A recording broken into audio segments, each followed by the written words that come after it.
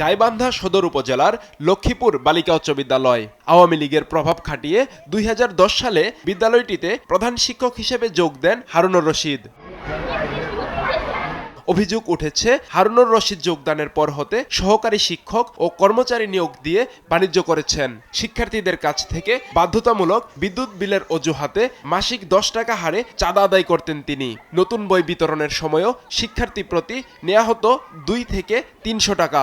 SSC certificate উত্তোলনে 500 থেকে 1000 টাকা সহ প্রশংসাপত্র, মার্কশিট, প্রত্যয়নপত্র নিতেও শিক্ষার্থীদের টাকা দিতে হয়।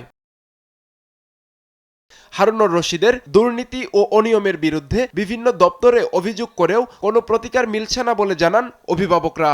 মোহাম্মদ হারুনুর রশিদ বিগত 15 বছর যাবৎ এই স্কুলে দুর্নীতি, লুটপাট এবং বিভিন্ন অসৎ কার্যকলাপের সঙ্গে জড়িত। শিক্ষা প্রতিষ্ঠানের কোনো উন্নয়নমূলক কাজ এখন পর্যন্ত হয় নাই।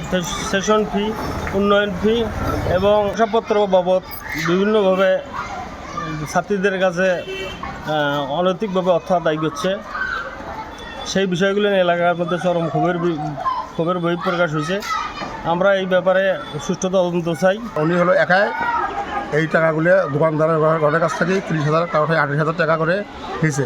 এখানে 6টা দোকান ঘর আছে।